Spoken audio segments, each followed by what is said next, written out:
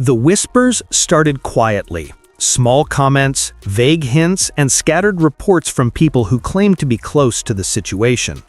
But those whispers have turned into something much louder, painting a picture of a quarterback controversy in Cleveland that goes far beyond simple performance debates. According to a mix of insiders, analysts, and off-record voices around the league, what unfolded on Sunday might not have been a routine coaching decision at all, but the latest chapter in a growing power struggle inside the Browns organization.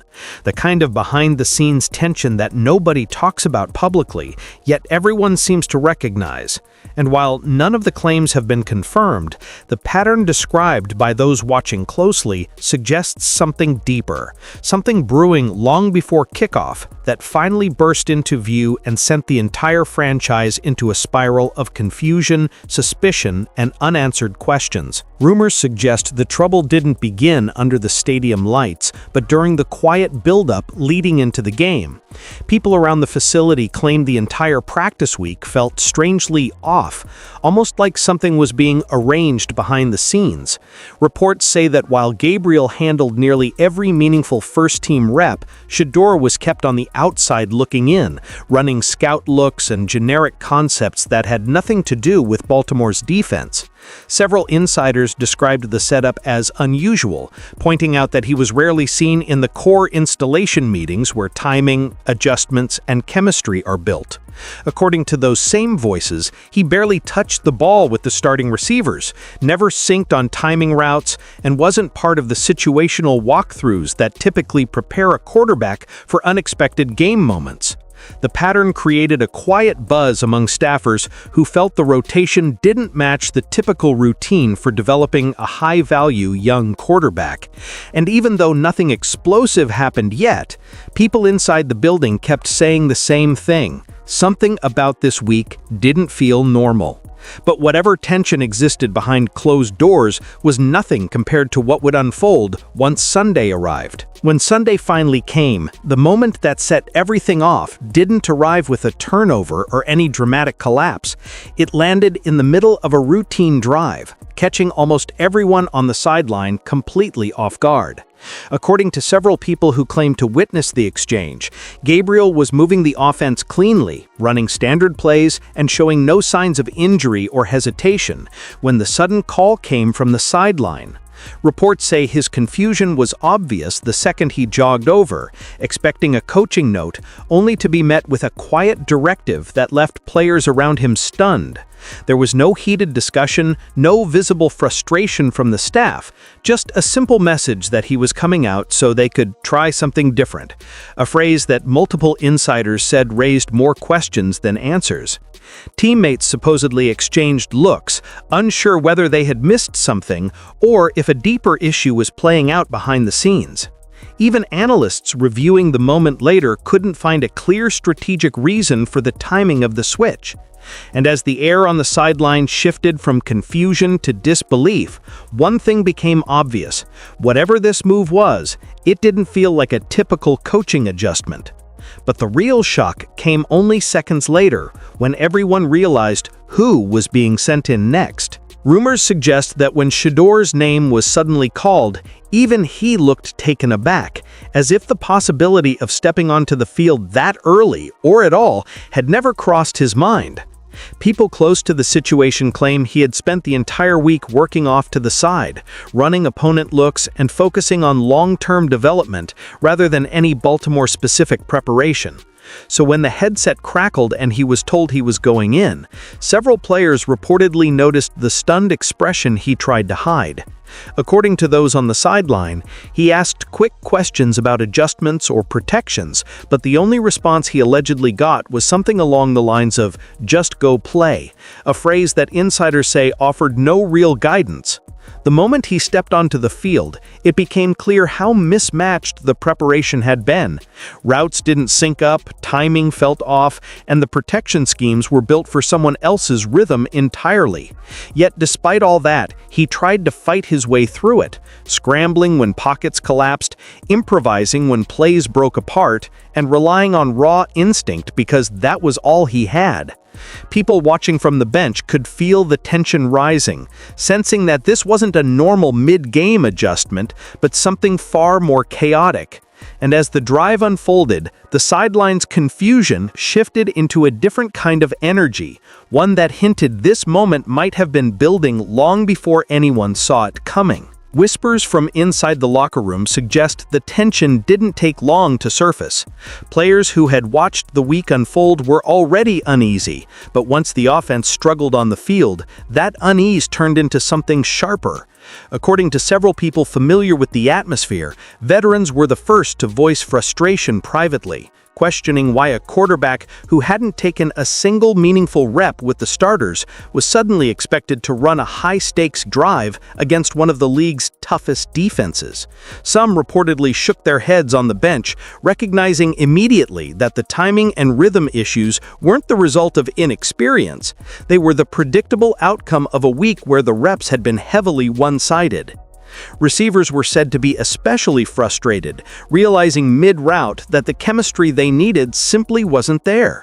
Insiders claimed they had spent days drilling concepts tailored to Gabriel's pacing, only to find themselves on the field with someone who hadn't run those timing patterns with them even once.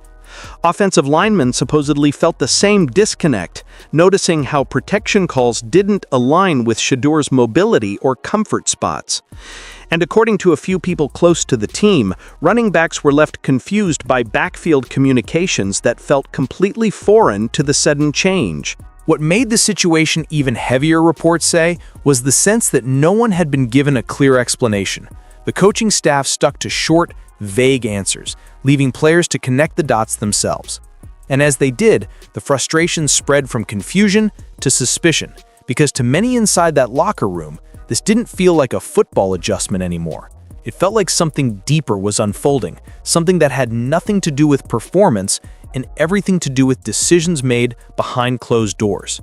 And by the time players headed back to the tunnel, the quiet whispers had already begun, asking the same question. What was the real reason behind that switch? If the sideline felt tense, the post-game atmosphere only amplified it. According to several people close to the team, the mood in the locker room shifted the moment the press conferences began. Coaches described the mid-game switch as nothing more than a simple evaluation, a routine look at what the young quarterback could do. But for players who had watched the entire week of preparation and the chaotic results on the field, that explanation didn't match what they had just experienced. Reports suggest that the more the staff repeated the evaluation narrative, the more players exchanged quiet glances, wondering why something that looked so irregular was being brushed off as ordinary. Insiders claim that some players walked out of the room shaking their heads, muttering that the public explanation left too much unsaid. Several reportedly felt the messaging sounded rehearsed, almost as if the narrative had been prepared in advance. And when analysts began breaking down the game film later that night, many echoed the same confusion. There was no schematic trigger, no major mistake, no clear football reason for pulling a prepared starter mid-drive in favor of a quarterback who hadn't practiced with the starters all week. Those close to the team say the disconnect between the staff's public comments and the reality players felt on the field only added fuel to the growing suspicion. People inside the building allegedly began asking why the coaching staff seemed so committed to framing the moment as a planned evaluation when everything surrounding the switch felt sudden and poorly aligned. And as the night went on, more questions surfaced. Questions about preparation, communication, and the motives behind decisions that didn't fit any standard competitive logic. By the time the stadium lights went dark, one thing had become clear among those who witnessed it. The post-game explanation didn't settle the issue. If anything, it intensified it. And the whispers inside the organization hinted that the real story might stretch far beyond a single game or a single decision. As the dust settled, the story inside the building reportedly began shifting from a questionable coaching decision to something far more complicated. According to several voices who claimed to have insight into the team's internal dynamics, the substitution wasn't just about football. It was part of a larger struggle over who truly controls the direction of the franchise. These whispers suggest there may be a widening gap between the coaching staff and the front office, especially when it comes to which quarterback the organization wants to build around long term. Some reports hint that certain coaches favored sticking with the familiar option, while others in the front office believed the future was already on the roster and needed real investment and development. People close to the situation say the tension has been simmering for weeks, if not longer. There are claims that meetings behind closed doors became increasingly divided, with coaches allegedly pushing back against decisions that didn't align with their preferred developmental path. According to these rumors, the quarterback debate became the flashpoint, an issue where philosophical differences turned into quiet disagreements, and disagreements slowly evolved into something closer to internal resistance. Those who've watched the front office's moves insist they've invested heavily in their young passer, while some on the coaching side reportedly felt the timeline was being forced too quickly. The talk around the facility, at least according to insiders, is that Sunday's substitution didn't ease the tension, it intensified it. Instead of uniting the staff around a clear plan, it raised the question of whether the switch was made to genuinely evaluate talent or to underline a point in an ongoing internal debate. Analysts reviewing the situation from the outside noticed the same thing. The move didn't feel strategic, and the timing didn't make sense unless viewed through the lens of something bigger than football. And as the speculation continued, the whispers grew louder, suggesting that the quarterback controversy might only be the surface-level symptom of a deeper clash within the organization. A clash over power, vision, and who gets to shape the future of the franchise. A clash that, according to some, has been building quietly and is now starting to spill out into the public eye. As whispers continued to circulate, the most explosive claims began surfacing, stories so dramatic that even those close to the situation warned they should be taken cautiously. According to several unverified reports, some people inside the building believed the mid-game switch wasn't spontaneous at all, but something that may have been quietly discussed days earlier. These sources suggest that, behind closed doors, certain members of the coaching staff allegedly talked about controlling the narrative surrounding the quarterback room, a phrase that has since fueled even more speculation. None of these claims have been confirmed, but the idea that the substitution could have been pre-planned struck many around the team as unsettling. Rumors go even further, with a few voices insisting that the staff may have anticipated the young quarterback would struggle without proper preparation, and that this outcome would reinforce their preferred direction for the team. Again, these accounts are purely speculative, shared by people who believe there were hints of internal resistance to the front office's long-term vision. Some insiders claim they heard phrases like letting the situation play out naturally, or even showing the gap between the quarterbacks during internal discussions, though details remain murky and heavily disputed. What makes these allegations so volatile is the way they contradict the public explanation given after the game. While the staff described the move as a simple evaluation, these unverified accounts paint a different picture, one involving strategic timing, carefully chosen moments, and a desire to influence perceptions both inside and outside the locker room. Analysts who have followed the story closely say this is where the controversy shifts from curious to potentially damaging, because even the possibility of premeditation changes everything. Yet, it's important to emphasize, none of these claims have been proven. They come from whispers, off-record conversations, and people interpreting patterns they believe they saw unfold throughout the week. Still, the very fact that so many individuals are voicing similar concerns has created an atmosphere of suspicion that refuses to die down. And as these rumors spread, they've pushed the quarterback situation beyond a simple debate and into the realm of full-blown organizational intrigue, leaving everyone wondering what the next revelation might be, and whether the truth is even close to coming out. In the days that followed, the fallout reportedly spread through the organization faster than anyone expected.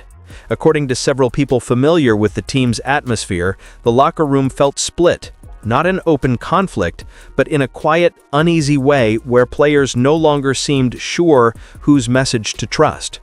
Some insiders claim that veterans, who normally avoided internal drama, began asking pointed questions behind the scenes, wondering why the week's preparation looked one way while the public explanation sounded completely different. Others say younger players felt caught in the middle, watching leadership figures they respected take noticeably different stances on what really happened. The uncertainty created a ripple effect, turning what should have been a routine post-game recovery week into a stretch filled with raised eyebrows and anxious conversations. Reports also suggest the front office wasn't pleased with how events unfolded. While nothing official has been said, people close to the situation claimed that upper-level decision-makers were frustrated, not just with the performance, but with the perception that their long-term investment might have been placed in a situation that didn't set him up to succeed. Some voices around the league believe this tension could eventually force difficult conversations between ownership, executives, and the coaching staff. Others caution against jumping to conclusions, saying the organization may choose to address the matter privately rather than risk adding fuel to the public speculation. Analysts reviewing the game have only intensified the debate. Many noted that the preparation mismatch was too obvious to ignore, leading to outside pressure on the team to clarify its developmental strategy. Meanwhile, people close to Shedur's camp reportedly say they're staying calm but paying close attention to the situation. There's no public complaint, no dramatic statement, just a quiet awareness of the situation and a determination to protect the player's long-term trajectory, whatever that ends up requiring. As for what comes next, the path remains unclear. Some insiders believe the organization will attempt to repair the fracture by adjusting practice rotations and communication. Others think the controversy may linger, especially if more inconsistencies emerge between what the team says publicly and what players experience privately. And hovering over everything is the question insiders keep repeating: can the franchise realign its leadership before the fallout grows even larger? One thing seems certain, at least according to those watching the situation closely. The quarterback decision was never just about the game. It revealed deeper cracks, clashing visions, and unresolved tension that the organization will eventually have to confront. Whether they choose to face it head-on or let it continue simmering may define the rest of the season and possibly the entire franchise. In the end, the situation in Cleveland has become far more than a debate over one decision or one difficult game. According to those who've watched the events unfold from the inside, the quarterback switch exposed long-simmering tensions that had been quietly building beneath the surface. Tensions between preparation and expectation, coaching philosophy and organizational vision, short-term control and long-term investment. Nothing has been confirmed, and much of what's circulating remains rooted in speculation. But the pattern described by players, analysts, and insiders paints a picture of a franchise standing at a crossroads. The real question now isn't whether the switch was justified, or even who should start going forward. It's whether the Browns can rebuild the trust shaken by a week filled with conflicting stories, private frustrations, and public confusion.